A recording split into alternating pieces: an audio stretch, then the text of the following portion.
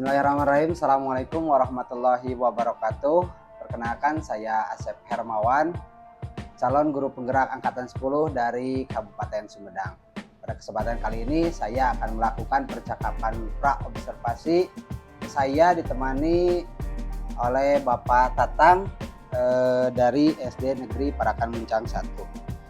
Selamat pagi Pak Tatang. Pagi. Gimana kabarnya? Alhamdulillah baik. Alhamdulillah ya.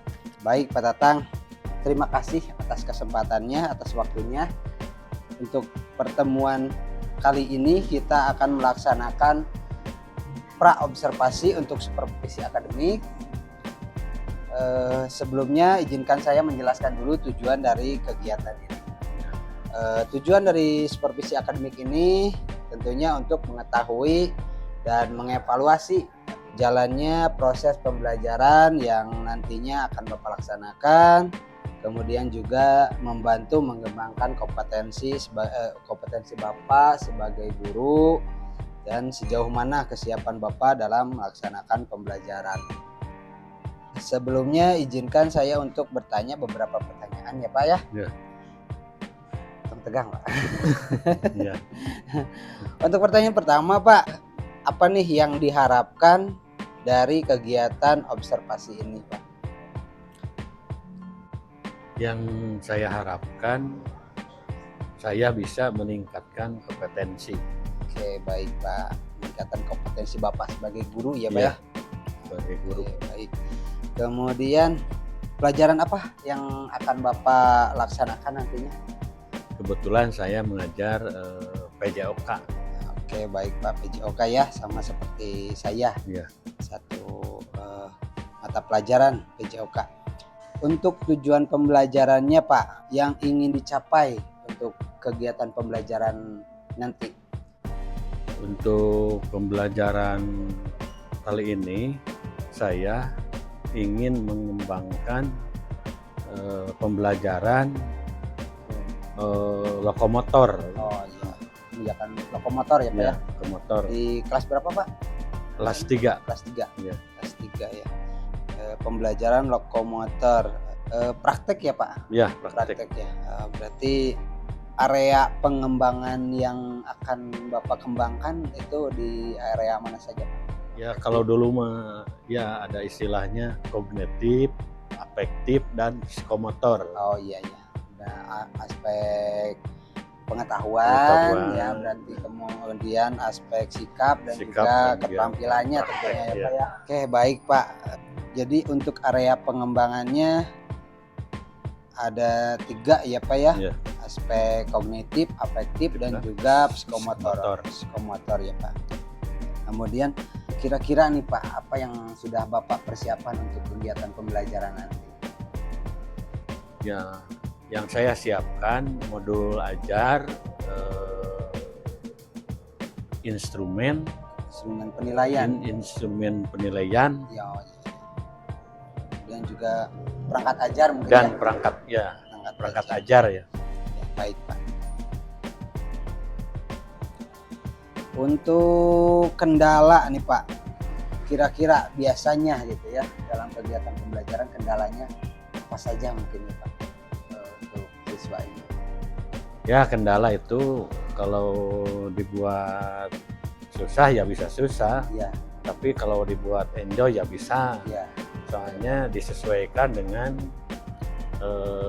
kemampuan dan kondisi siswa ya, kondisi siswa, kondisi lapangan ataupun cuaca gitu.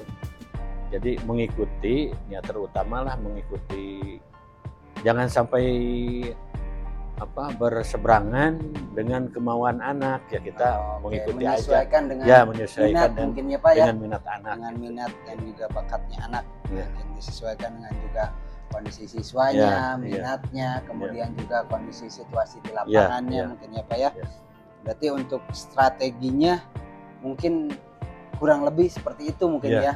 Strateginya mengatasi kendala-kendalanya lebih kepada menyesuaikan pembelajaran mungkin dengan minat juga. Kemudian tadi Bapak menyebutkan dengan kondisi di lapangannya juga seperti itu mungkin ya Pak. Oke, baik Bapak.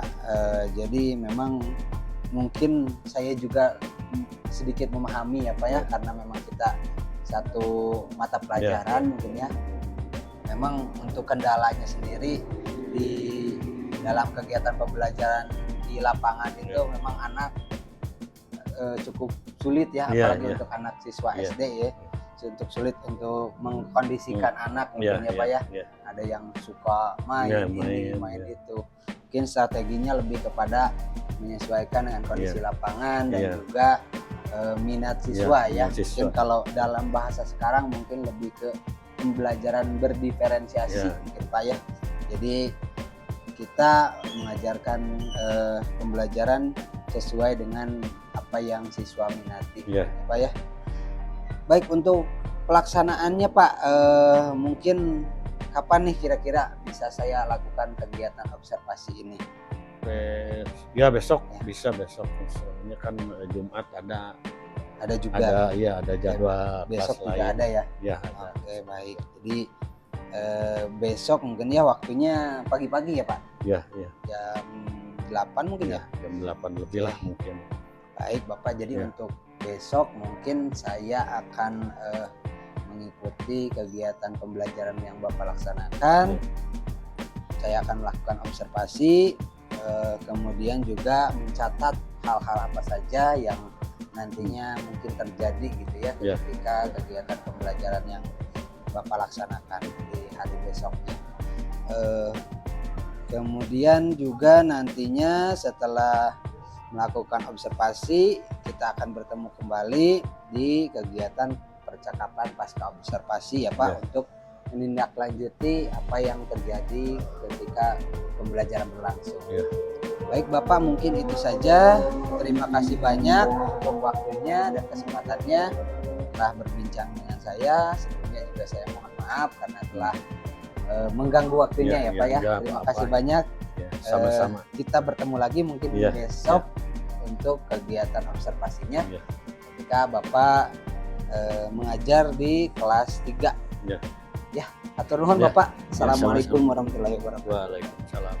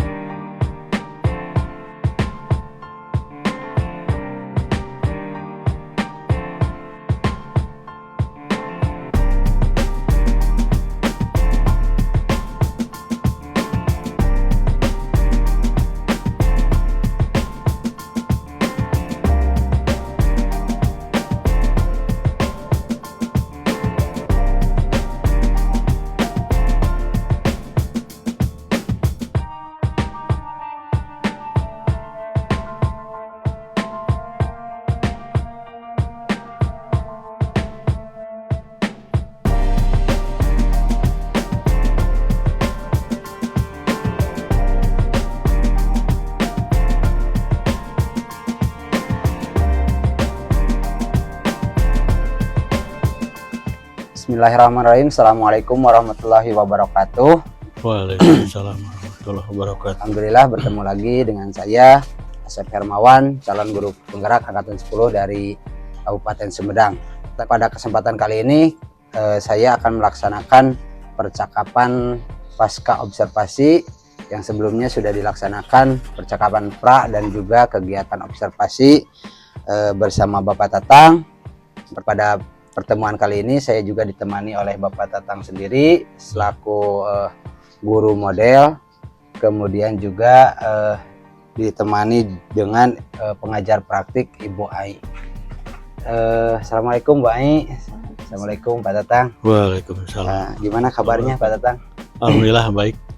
Oke, baik Bapak. Jadi pada tahap percakapan pasca observasi ini saya akan memberikan beberapa pertanyaan-pertanyaan terkait dengan jalannya proses observasi yang sudah kita lakukan sebelumnya di kelas. Tujuannya untuk mengetahui sejauh mana proses pembelajaran yang sudah dilakukan. Pertanyaan-pertanyaannya sederhana saja ya Pak ya. Iya. Untuk pertanyaan pertama, bagaimana perasaan Bapak terkait dengan kegiatan observasi yang sudah dilakukan kemarin Pak?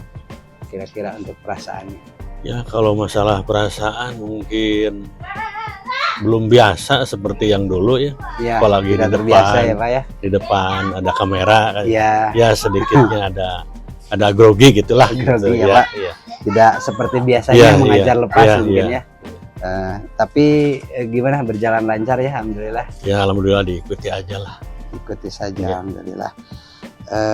Kemudian untuk pertanyaan berikutnya, bisa diceritakan kembali Pak untuk area pengembangan yang sudah Bapak rencanakan kemarin, apakah terlaksana atau tidak pada saat kegiatan observasi di kelas, kemudian juga langkah-langkah atau tahapan pembelajarannya yang sudah Bapak lakukan di kelas kemarin. Ya kalau di kelas ya mungkin kalau disebut 100% ya enggak 100% lah. Ya, Pak, ya Bapak berusaha ya semaksimal mungkin, tapi kan yang namanya anak gitu, apalagi anak usia SD ya. Apalagi kelas kecil ya dari 3 ke bawah. Betul.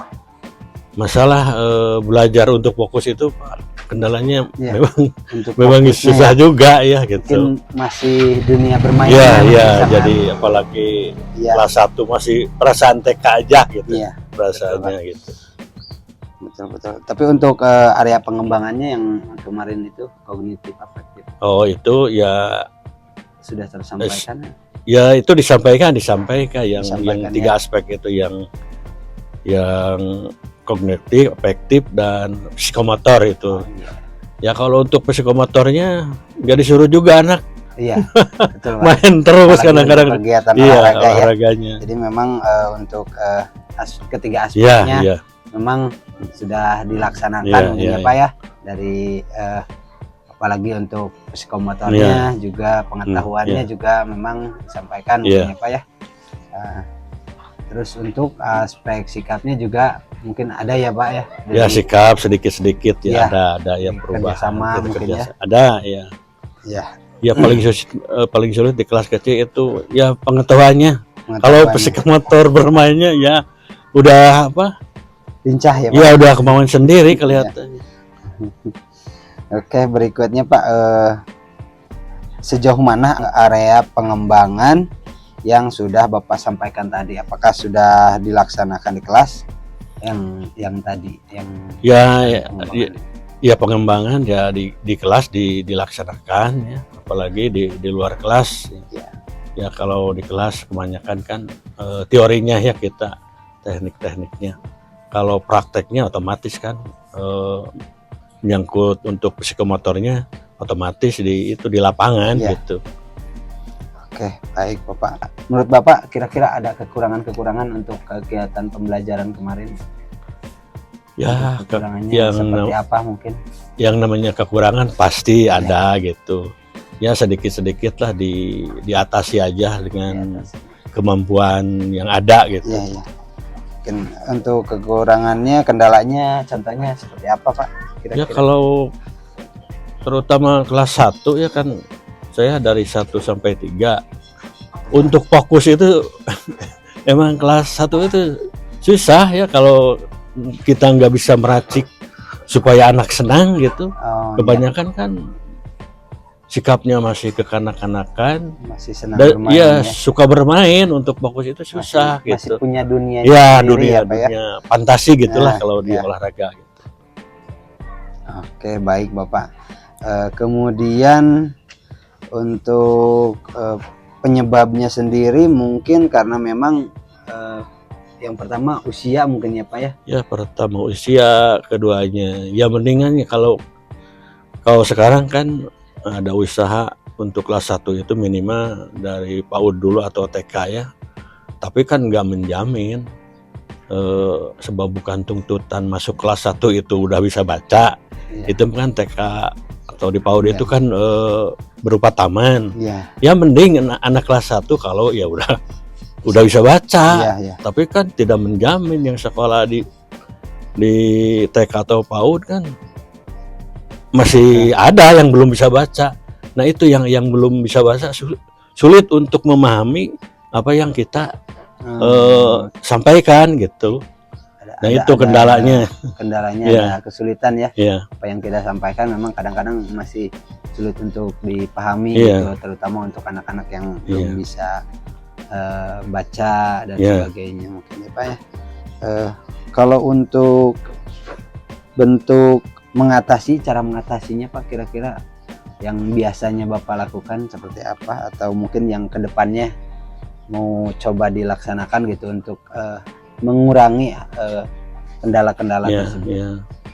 Ya untuk mengurangi supaya ada fokus ya, biasanya kelas 1 itu ya kita apa maunya kan dipuji gitu ya. Itu ya bentuk pujian itu. Apalagi kalau nggak mau nulis kan susah juga. Bapak lagi syuting.